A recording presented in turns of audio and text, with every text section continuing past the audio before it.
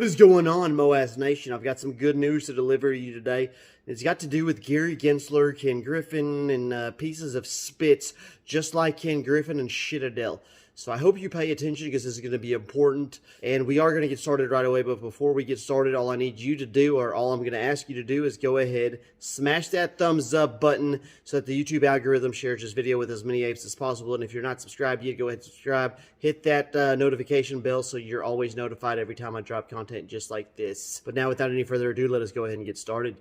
If you've been following my channel for a while, then you already know that people like Ken Griffin get away with murder. Yes, that's right. They can steal our bananas, and all that's going to happen to them is they get a slap on the wrist. And by slap on the wrist, I mean they get a small fine.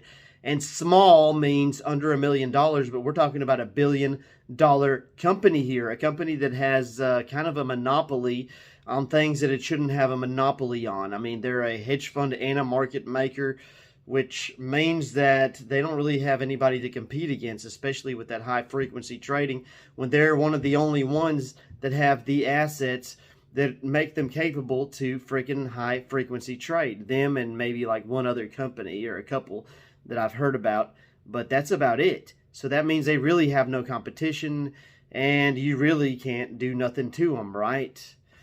No, wrong. So, like I was saying, beforehand they would get these fines, and they could just say simply that they neither admit nor deny any wrongdoing. So basically, if they're not denying it, but they're not admitting it, it means that no one's holding them accountable. They just pay you some money. These billionaire bastards are paying you money, or not me or you. What I mean is they're paying money to the SEC, and then they get away with what the hell they're doing because it's really nothing to them. And then they do it again. It's like a freaking circle of life, like Hakuna Matata. They just do it over and over and over, and nothing ever happens. Well, I think that you're going to be very pleased to hear me tell you that all of that is about to change. Or at least that's what Gary Gensler is saying. If that were to change, then these bastards would think twice before trying to take our bananas. So it looks like pretty soon the good old days of Ken Griffin being able to stand up and say, hey, I'm not guilty, but I'm also not innocent, so I guess I just can't be held accountable for any wrongdoings. Those days are now going to be over, because now the SEC is going to require that Ken Griffin is going to have to be held accountable for his freaking actions. So when he does some wrongdoing, when he does something bad, when he F's up, he's going to have to man up and say, hey man, I just screwed up. Give me a fine and put this on the record. So next time I do it, the fine will be much larger, I'm sure. And y'all are going to slap my ass and call me Sally. Because that's how it works. Now, he does it once, twice, 3 times. He may be able to get away with those 3 times with just some fines. And then all of a sudden, his world falls apart.